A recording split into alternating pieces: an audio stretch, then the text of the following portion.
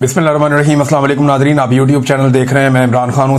Nadreen, सियासी leaders की मकबूलियत के हवाले से मुख्तलिफ सर्वे आते रहते हैं। ये एक नया सर्वे एक आया है और ये सर्वे है रिपब्लिक पॉलिसी का। उन्होंने सर्वे ये किया कि लाहौर के अंदर शहरियों से पूछा कि सबसे ज्यादा जो है वो मकबूल सियासी लीडर कौन है आपकी नजर में। तो शहरियों ने इसका जवाब दिया है। ये जवाब मैं आपके सामने रखता हूं, बड़ा इंटरेस्टिंग है। लाहौर में जुलाई 2025 में होने वाले सर्वे के मुताबिक जो लाहौर के शहरियों से सवालात किए गए, 56% लोगों के मुताबिक इमरान खान उनका सबसे मकबूल लीडर है, 56%। और उसके बाद दूसरे नंबर पे नवाज शरीफ साहब हैं और हालत उनकी ये है कि वो 17% पे रह गए हैं लाहौर में। फिर जो तहरीक लब्बैक के लीडर हैं साद रजवी साहब, वो 4% पे हैं, तीसरे नंबर पे हैं। बिलावल जरदारी, एक बड़ी जमहूरी पॉलिटिकल पार्टी के लीडर, वो 3% पे हैं।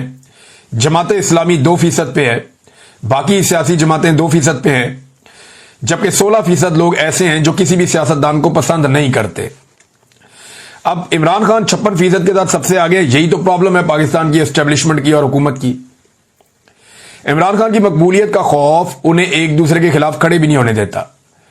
और जो इस वक्त एस्टेब्लिशमेंट और मौजूदा हुकूमत के अंदर शामिल जमातों में एक प्यार मोहब्बत और रोमांस चल रहा है, उसकी सबसे बड़ी वजह अवाम में इमरान खान की मकबूलियत है।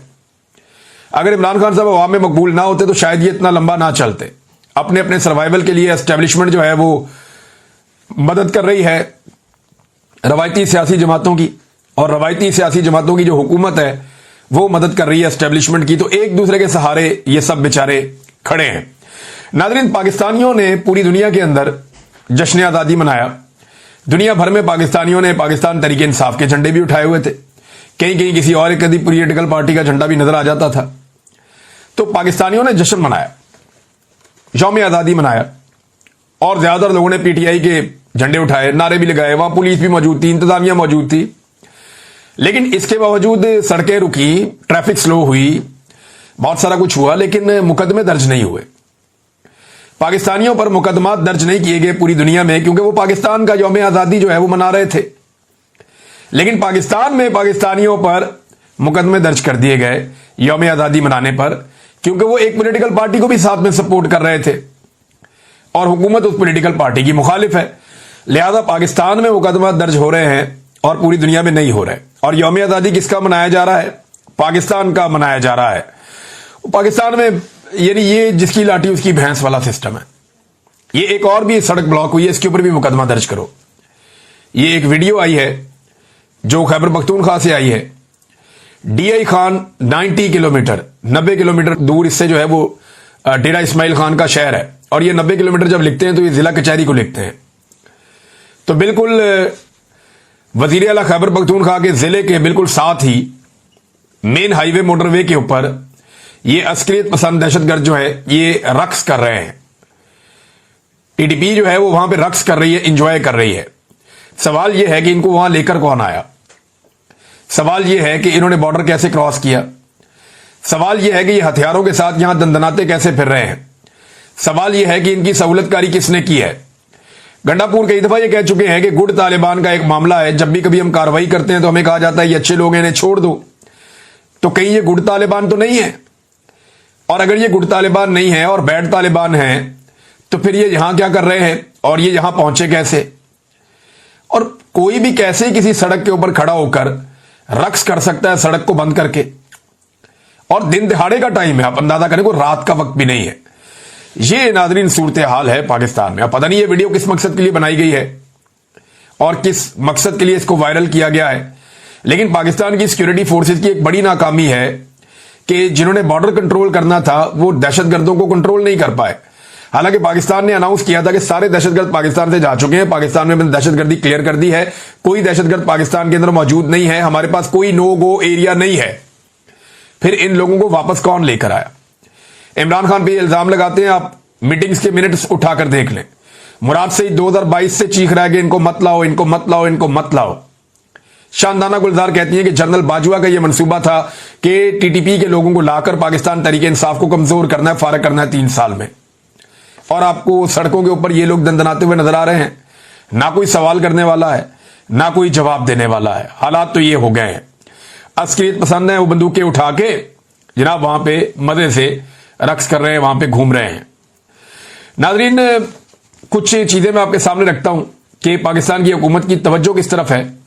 तो पाकिस्तान के अंदर जो बेहतरीन सब्सिडीज दी गई थी इस साल, वो ट्रैक्टरों की खरीदारी पर दी गई थी कि अगर किसान ट्रैक्टर खरीदना चाहते हैं तो हम उन्हें सब्सिडी दे रहे हैं, किसान ट्रैक्टर खरीद लें। लेकिन लगभग 22 साल के बाद पहली मरतबा ऐसा हुआ कि पाकिस्तान में किसानों ने ट्रैक्टर नहीं खरीदे। बहुत ही कम लेवल पे आके किसानों ने ट्रैक्टर खरीदे हैं। ये मेरे पास 2003 से लेकर अब तक का डाटा मौजूद है, और ये डाटा अगर आप देखें तो Pakistan tractor sales drop to 22 years low. 22 साल के लोएस्ट लेवल के ऊपर पाकिस्तान में ट्रैक्टरों की खरीदारी पहुंच गई। कोरोना वायरस जब आया था ना, तब लोगों ने चीजें खरीदना बंद कर दी थी। कोरोना वायरस के दौरान भी जो ट्रैक्टरों की फरोख्त है वो इतनी कम कभी नहीं हुई जितनी अब हो गई है। उसकी वजह क्या है? किसानों के पास पैसे ही नहीं है। किसान पैसे आएंगे तो नया ट्रैक्टर लेंगे ना, उनके पास पैसा आएगा तो काश्तकारी में इजाफा करेंगे ना, पैसा आएगा तो अपनी जमीन को सैराब करेंगे, उसमें बीज डालेंगे, उसके ऊपर खाद डालेंगे, उसका ख्याल रखेंगे। किसानों को जिस तरह इन्होंने भूखा मारा है उसका नतीजा यही निकलना था। इस वक्त जो ट्रैक्टरों की खरीदारी है पाकिस्तान में वो लोएस्ट पे चली गई है। ट्रैक्टर तो और बात है, तनख्वाहदार तबके हों या ताजर बरादरी हो या जो थोड़ा बहुत एक मिडिल क्लास है, उनकी एक गाड़ी थी ऑल्टो। ये पाकिस्तान में सबसे ज्यादा बिकने वाली गाड़ी है, और इसकी जो सेल है उसमें 75% तक कमी आ गई है। 75%।